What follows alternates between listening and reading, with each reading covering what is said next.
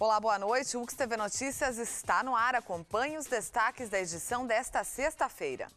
O mito grego do surgimento da primavera. Conta o mito grego que na época dos gregos existia uma eterna primavera que cobria todos os cantos do mundo. A responsável por isso era Deméter, a quarta esposa de Zeus. Campanha nacional incentiva a doação de órgãos e tecidos. Veja a partir de agora.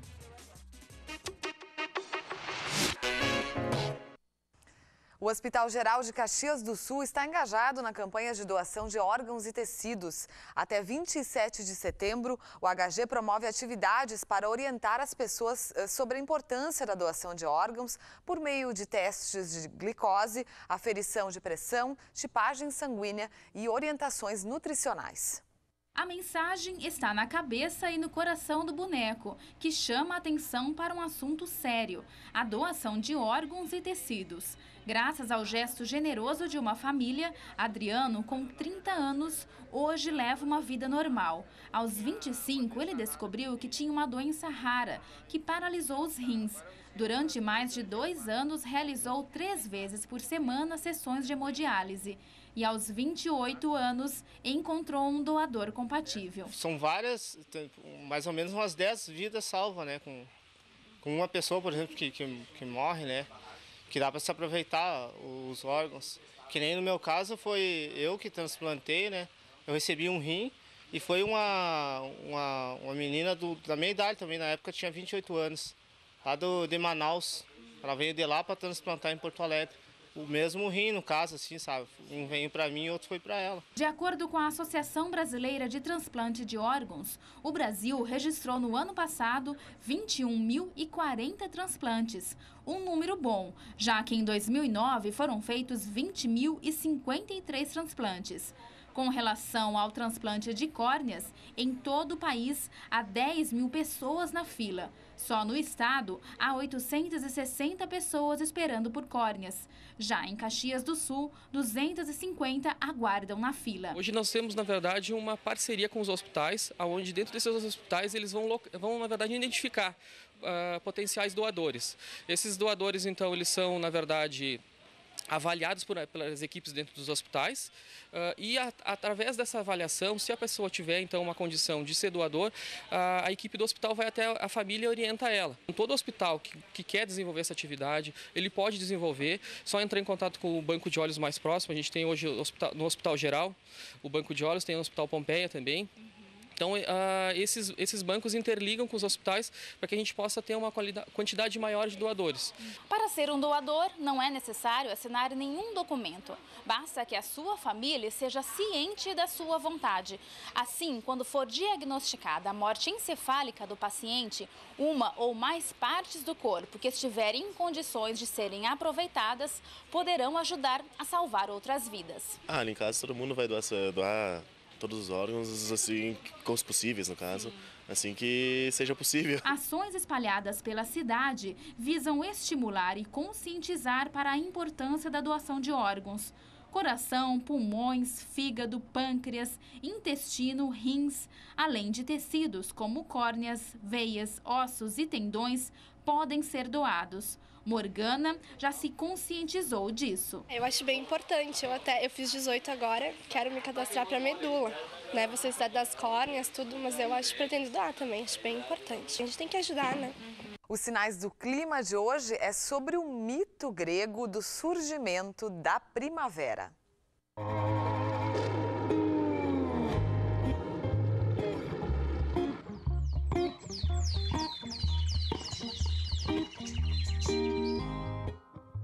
Conta o mito grego que na época dos gregos existia uma eterna primavera que cobria todos os cantos do mundo. A responsável por isso era Deméter, a quarta esposa de Zeus. Nesse casamento nasceu uma jovem chamada Perséfone, que ficou muito bonita e atraía os olhares de homens e de deuses. Um dia, enquanto ela colhia flores, Hades, que é o deus dos mortos, se apaixonou perdidamente por ela. A raptou-a, levou-a para o subterrâneo, casou-se com ela e fez dela a sua rainha.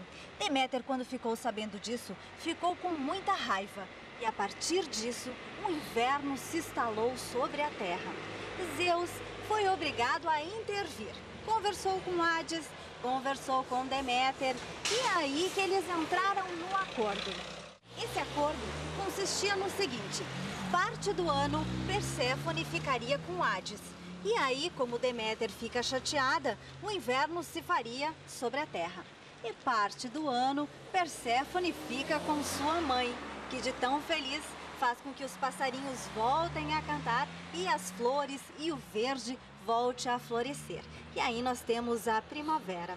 Esse é um ciclo que os gregos criaram para explicar, na verdade, como é que funciona essa alteração de estações de primavera, verão, outono e inverno. O interessante é que, pelo jeito, a Perséfone chegou por aqui, no hemisfério sul, hoje, dia 23, às 6h04, quando começou oficialmente a primavera. E agora a gente vai ficar sabendo como é que vai ser para nós essa estação aqui na Serra.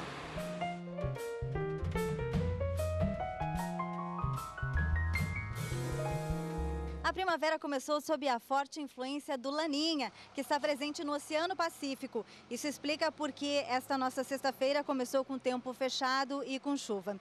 O que a gente vai precisar prestar atenção é que esta estação vai trazer alguns eventos climáticos significativos, que já aconteceram no ano de 95 e também no ano de 2008. A primeira parte da estação vai ser de muita instabilidade e na segunda parte vai ser de muito frio. E por mais incrível que isso possa parecer, tem possibilidade de geada nos meses de novembro e dezembro.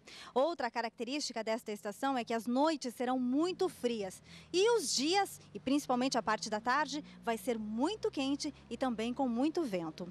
Para este fim de semana, a gente tem chuva na noite da sexta-feira, tem chuva no sábado de manhã e a partir da metade da tarde, o sol começa a aparecer entre nuvens. O domingo vai ser espetacular, com muito sol e com as temperaturas um pouco mais elevadas. E com relação às temperaturas, a mínima neste fim de semana em Canela deve ser de 7 graus e a máxima em Caxias deve chegar aos 18. Um movimento que levou milhares de gaúchos às ruas pelo cumprimento da Constituição brasileira. Os 50 anos da legalidade vão ser debatidos em Caxias do Sul na próxima segunda-feira. As informações com o repórter Jefferson Ajeitos. O evento é promovido pela Assembleia Legislativa Gaúcha, em parceria com o Arquivo Histórico do Rio Grande do Sul e com o Centro de Filosofia e Ciências Humanas da Universidade Federal do Rio Grande do Sul. O Movimento pela Legalidade, promovido em 1961, tinha como um dos seus coordenadores, digamos assim, o então governador da época, governador gaúcho Leonel Brizola, que tentava empossar como na presidência da República, João Goulart. Mas eu vou deixar que o professor Paulo Zunho, que vai ser um dos debatedores deste evento da segunda-feira, conte para nós um pouquinho melhor como é que foi esta história aí do movimento da legalidade, que completa agora 50 anos, professor Paulo. Para o senhor, o que teve de mais importante ou que representação teve esse movimento no contexto político brasileiro? Bem, eu estava no início da minha carreira como professor na universidade, era o meu primeiro ano de professor na Universidade de Caxias, e o que nos surpreendeu foi a renúncia do Jânio Quadros. O Jânio Quadros era o presidente e ele governou de janeiro a agosto, a 25 de agosto de 61, e renunciou. Nunca explicou as causas do porquê dessa renúncia. O vice-presidente dele era o João Goulart, que era cunhado do Leonel Brizola. E o João Goulart tinha sido mandado pelo Jânio para fazer uma visita assim como diplomática, digamos, para a China. E naquele tempo, China comunista, nós estávamos durante uma fase muito quente da Guerra Fria, em nível internacional, né? E isso pegou mal perante os militares, principalmente brasileiros, né? Vai visitar a China comunista era como dizer que ele fosse comunista também. Não era nada de comunista o Jango, né? Um fazendeiro da fronteira aí. E alguns militares queriam impedir a posse dele como presidente. Então, o Brizola, que era cunhado do João Goulart e governador, então, do estado, organizou e liderou um movimento que assumiu um caráter nacional, inclusive, defendendo a Constituição e defendendo a tomada de posse da presidência pelo João Goulart. E o governador Leonel Brizola faz isso por meio da rádio, né? Ele colocou lá no Palácio do Governo, nos porões do Palácio lá, e de lá ele fazia programas praticamente diários, né, conclamando a população a se aliar à ideia de garantir a posse do João Goulart. Então, foi um momento de muita tensão, inclusive porque houve ameaça de bombardeio do Palácio do Governo, do Piratini. Enfim, a gente estava numa situação assim com medo de uma guerra civil. Felizmente não aconteceu porque houve ajustes políticos, né, que permitiram a posse do João Goulart. Professor Paulo Zunho, muito obrigado pelas suas palavras. É claro que, rapidamente, o professor Paulo fala para nós um pouquinho sobre esta história do Movimento da Legalidade, que completa 50 anos. Fica aqui o convite para que você participe na segunda-feira, a partir das 7h30 da noite, deste evento promovido pela Assembleia Legislativa Gaúcha, no auditório do Bloco H da Universidade de Caxias do Sul, e a entrada é gratuita. Por isso, vale a pena participar para que você conheça um pouco mais, quem sabe melhor, a história do Rio Grande do Sul e a história do Brasil.